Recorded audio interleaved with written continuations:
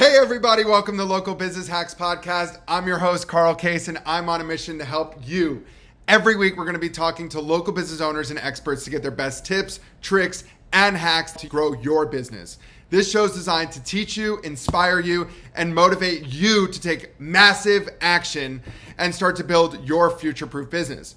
Whether you're just starting off or you're taking your existing business to the next level, this episode is for you. So let's get started. Hey, local business hackers. I'm your host, Carl Case, Director of Global Business Development for Referrizer, joined today by one of the founders of Real Hot Yoga, Cindy Coates. Cindy, welcome to Local Business Hacks. Thank you so much for having me, Carl. We are beyond excited to hear about your journey as your brand continues to explode. So talk to me a little bit about you and your personal journey to get to this point in your career. Well, I think that sometimes the right opportunity just finds you, not necessarily the other way around. So I had decided to take a year hiatus from working, maybe two, depending on how much money I spent. So if I was conservative, maybe 2 years off. And so I was about a month into my year hiatus when my business partner came to me. We'd been friends, and his friend, who was also a longtime business partner of his that lived in New Jersey, the two of them had always wanted to have a business in fitness. They'd owned other businesses together, and they'd looked into different gym concepts. And of course, having huge square footage, lots of equipment, it just never worked out. And so then Jeff approached Aaron and said, "Hey, what about a hot yoga studio?" And he said, "Well, let me check with my friend Cindy. She's into yoga, and see what she thinks." So, they told me, "How do you think hot yoga would do in Knoxville?" And I said, "Oh my gosh, somebody needs to open it. And they really need to open it close to my house because we don't have anything like that." And so when they said it was going to be them, I said, I'm not working at the moment. I said, I'm wanting to take some time off to kind of reinvent myself, decide what comes next, but I'd be happy to consult with you. And after talking about 3 or 4 times, we decided to become partners. And so, the rest, as they say, is history. Well, congrats on taking that leap. And fast forward today, where can people get involved with Real Hot Yoga? Talk to me about the brand. So realhotyoga.net is our website. Right at the top, there's a banner that says franchising. And there are so many cities that desperately need something like we offer, because we're really the only, as far as I know, the only yoga brand that really is like all encompassing with all the different types of yoga. So when I've been in bigger cities before, either living or visiting, I often had to have several class packs because I needed one to go to the Bikram studio, one to go to take power classes if I wanted hot power. And a lot of times that was like a heated room that was like 75 degrees with a couple space heaters. And then maybe another one if I wanted something like yin yoga. And it just didn't make sense to me that there couldn't be like one place they could offer all the types of yoga for people. And so, we decided to do that here. And then it turns out as our clients were moving away, they would email us and say like, "Oh my gosh, we miss you so much. There's absolutely nothing like this where we live." And so, so we decided to start expanding. And after a few years, we ended up with 6 locations under different partnerships, but still under the corporate umbrella. And then we decided we really couldn't expand any further until we became a franchise. So we did that in 2020, the best of times to become a fitness franchise. Forever evolving times. But clearly it worked. You were just opened another 2 locations. So congrats to you and the brand for getting to this point and pioneering this all-in-one yoga space.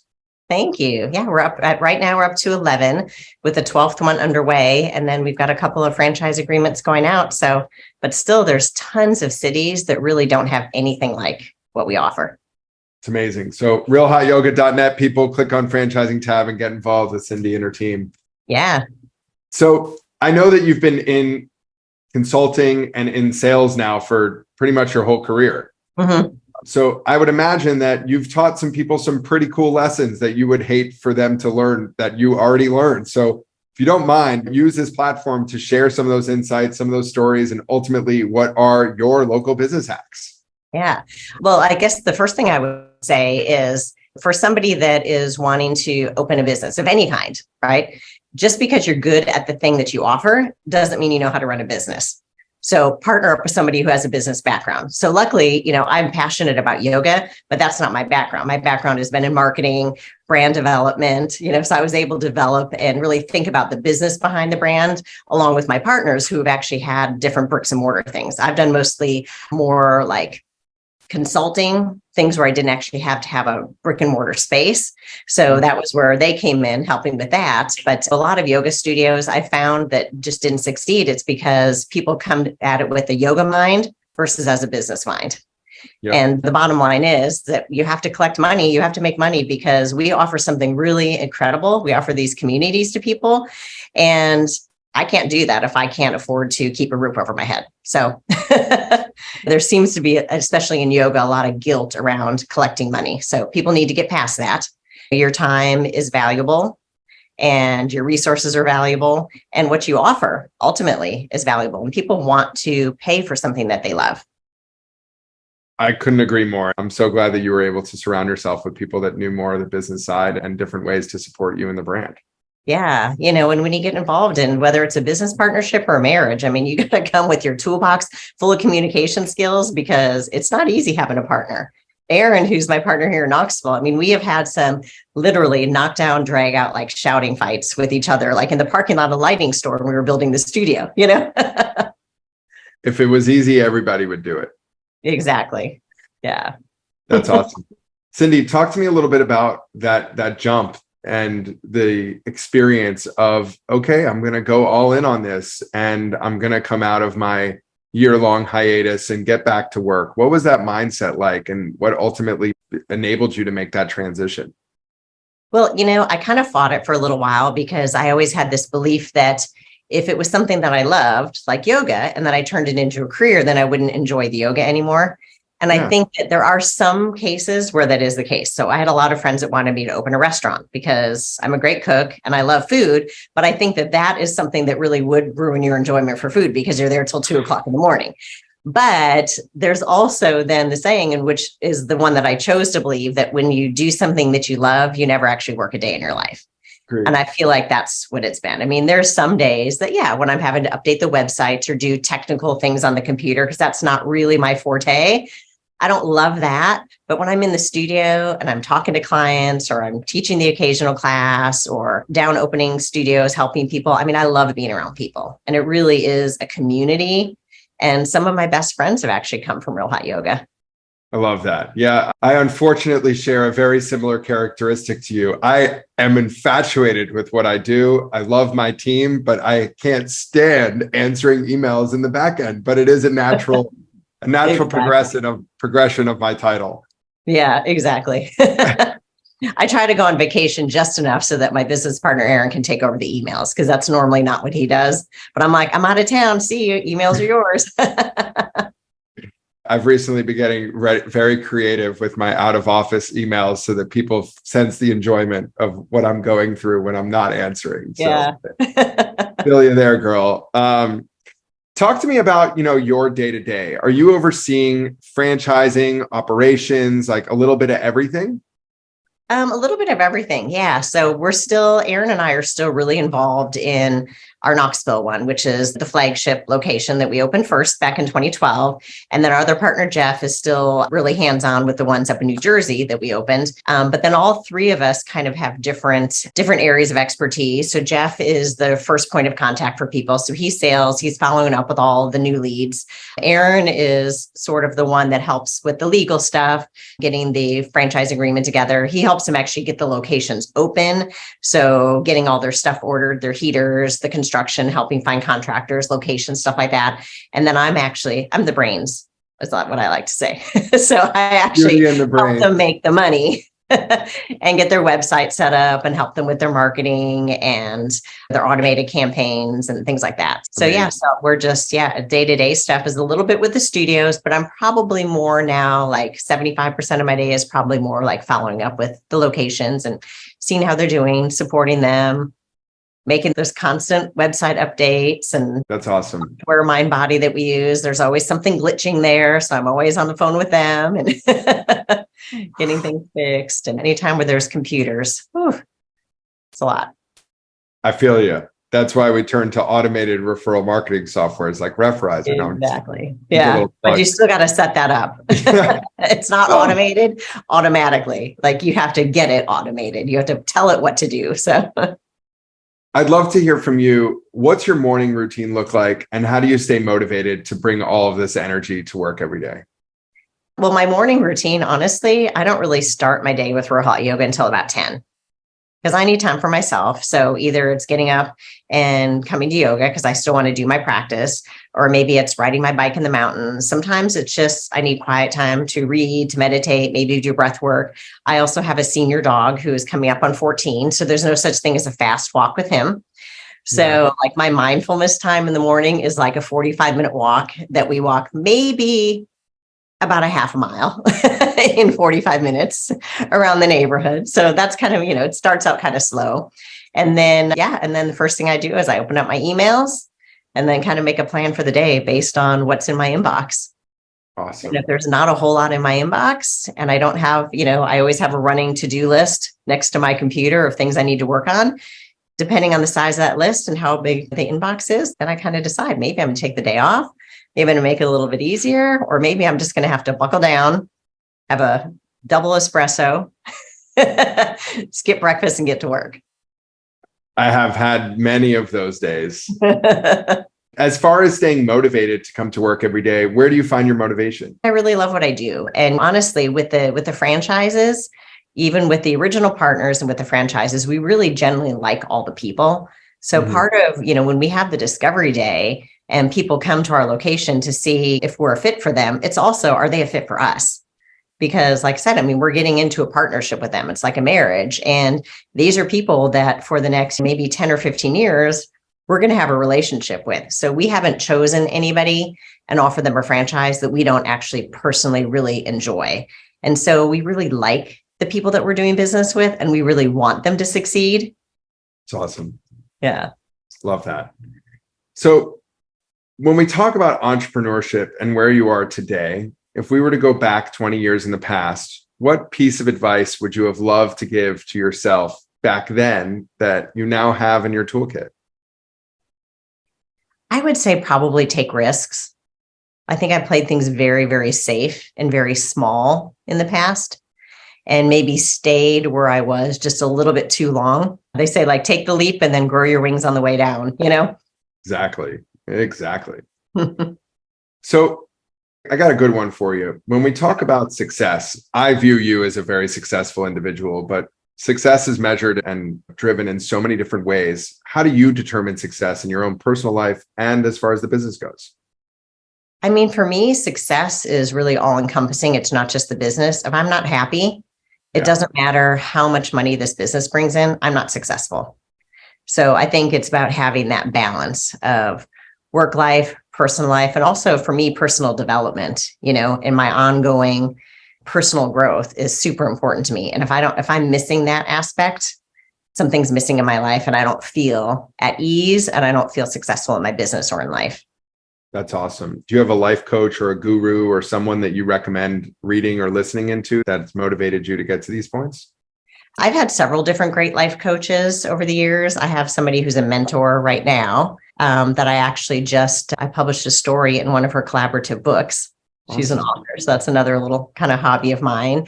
But yeah, I think that finding a life coach is definitely so important to really push you out of your comfort zone. And I belong to like lots of different groups where we're always pushing ourselves and growing and developing together and forming community. That's amazing. Cindy, are you a reader? Yeah. Talk to me about some of your favorite books or what books you're currently reading. All right. Well, one of my favorite books of all time is Brene Brown's Daring Greatly. Okay. I never read it. That changed my life. I didn't know what vulnerability was. I didn't hang out with vulnerable people. I wasn't going to be it myself. And so that really changed so much in my life that was probably about 12, 13 years ago when I first learned about Brene Brown. So I've read all of her books. I love it. The book that I'm reading right now, I'm reading two. There's one by Beat Simpkin. It's called Don't Just Sit There. And it's short little chapters, and it's a way to incorporate meditation and mindfulness basically into your everyday. So that's a great little one that you can just pick up and read a couple pages at a time. And then the other one I just started reading is called Sacred Medicine. And it was put together by Dr. Andrea Pennington. And it's a book about 25 different authors' stories with sacred plant medicine. Awesome. Your spiritual journey is incredibly imperative to the success that you see in your whole life. So what would you say is a way that you and your brand stay on top of the competition or ahead of the competition as far as innovating and just being a pioneer in the space? Honestly, we don't even really give much thought to the competition. We strive to be the best that we can every single day. That's awesome. Regardless of whether, I mean, we spent a lot of years in Knoxville where we literally didn't have any competition.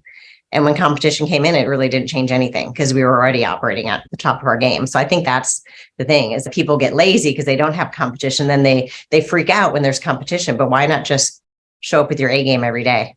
Embrace it. Your customers will always see through the BS out there. Yeah. And honestly, we're not for everybody. We have people that come in and they don't like our heat. It's too hot. So there's other hot yoga studios that are just warm and they like that better. And that's fine. Yeah. I'll even recommend the competition if they don't really don't like the experience that they have here. I'm not going to try to force them to come here. So yeah, ultimately you're in this business because you love transforming people's lives. So if there's a way to enable that, we know where it is important to advertise. So having things like your Google AdWords so that you're always showing up prominently in any city. So it doesn't matter, if somebody comes in, people, are always knowing about you and hearing about you. And speaking of Google AdWords and marketing, I'd love to hear from you in regards to the topic of offers.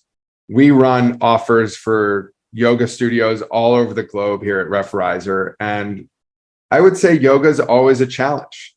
So I'd love to hear from you. Is there a hero offer that you guys have had to get somebody in for the first time, whether it be a free first class or a week pass for X amount of dollars? Is there something that you've honed in on that you guys are? Oh, we've tried them all. The free first class did not work. I think especially because hot yoga was such a foreign concept to people. They just didn't even know what it is. But people were curious. They really didn't have any intention. They weren't serious about it. Yeah. So people would come in for their free class, but then they couldn't run out fast enough. Yeah. So it was really hard to really maintain people. And really, honestly, doing one class really, when we offer such a wide variety, they might take one class and they might hate it, but they might love all the other 44 classes that we offer. So we want them to take multiples. And so we tried for the price of a class to do a week, but still that wasn't enough for them to really try out enough classes. So what we've settled on that's been successful for us for the last almost 11 years is a 30-day intro offer. So they get 30 days unlimited. Depending on the city, it's either $40, $45, or $49. And so it's 30 days, which is also enough time. It usually takes at least 3 weeks for people to kind of form a new habit. And so they need to sort of try coming a couple of days a week and see if it fits with their lifestyle. And so that's been the most successful for us in terms of getting people in, because it's a really reasonable way to start. And then also in maintaining those people, like our conversion of the people who come in versus the people who stay versus when we were doing a week or free is way, way higher. Wait, you mean you're not in the business of doing trials for people and you're actually trying to sell memberships? No way. I know, right? Crazy. Wild. You'd be shocked at how many franchisors are in a different space than you. I know, right? I mean, I wish that I was independently wealthy and a billionaire and I could offer this for free. That would be so cool, but I'm not in that position. So yeah, you're not in that position. Exactly. Yet. That's awesome. Cindy, my favorite question of all time. If you could have dinner with a historical figure from the past, who would it be? What are you talking about? And what are you eating at the table? Oh my gosh. I would have to say probably Maya Angelou. I just think she is so inspiring. What a winner. I love her. And gosh, what are we eating? I would hope that we'd be in maybe in Italy together. Yeah. And having, maybe some steak Florentine. I'm going to have all the courses if I'm in Italy. I'm going to have some good wine. I want to have some steak Florentine, some pasta, In my top notes section of my favorite quotes, I'm going to read you my favorite Maya Angelou quote because it's definitely a mantra of mine. My mission in life is not to merely survive, but to thrive, and to do so with some passion, some compassion, some humor, and some style. Love it. Maya Angelou. Wow. What a winner of a name. If you get a +1 at the table, please holler at me. I will for sure. That's awesome. Cindy, what's the best way for people to stay connected with you on LinkedIn, or what's best? I don't really do as much on LinkedIn as I should just because I'm so busy with all the other platforms. But Instagram, Okay. hot yoga, real_hot_yoga. So that's the franchise one. Also the email franchise@realhotyoga.net. Sweet. And for anybody looking to get more info, realhotyoga.net. Mm-hmm.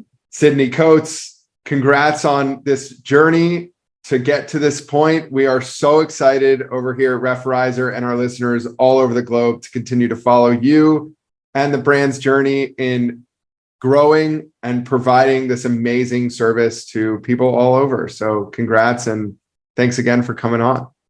Thank you so much. This was great. It was great talking to you. Thank you so much. That's it for this week's episode. I hope you found it helpful. Be sure to head over to our site, local-business-hacks.com, to check out the show notes and send me questions or ideas for future episodes. If you want to grow your business, just like the people you've heard from here, follow Local Business Hacks Podcast and tune in for new tips, tricks, and tactics. Until next time, thanks for listening and keep hacking.